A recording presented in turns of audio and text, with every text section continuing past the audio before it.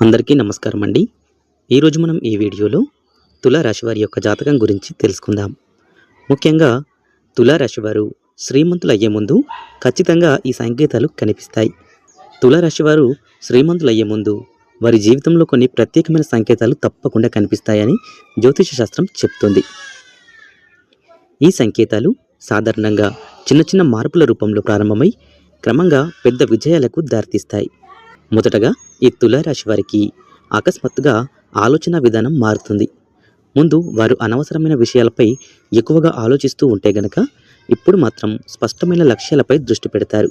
డబ్బు సంపాదించాలి, స్థిరపడాలి, కుటుంబానికి మంచి జీవితం ఇవ్వాలి అనే కోరికలు బలంగా పెరుగుతాయి. ఇది మొదటి సంకేతం.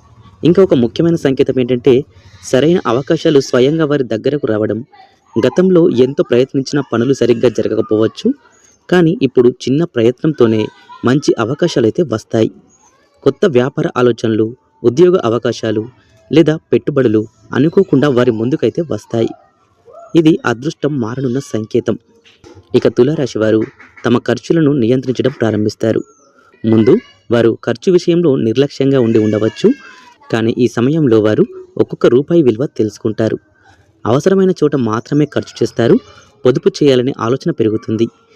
ఇది సంపదను ఆకర్షించే ముఖ్యమైన లక్షణం.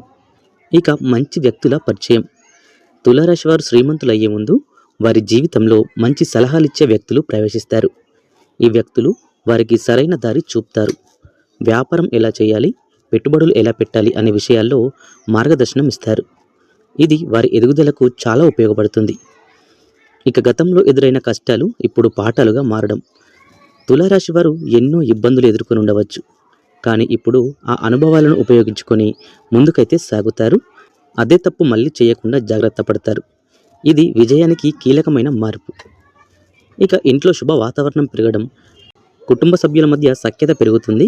ఇంతకుముందు ఉన్న చిన్న చిన్న గొడవలు తగ్గిపోతాయి. ఇంట్లో ప్రశాంతత నెలకొంటుంది.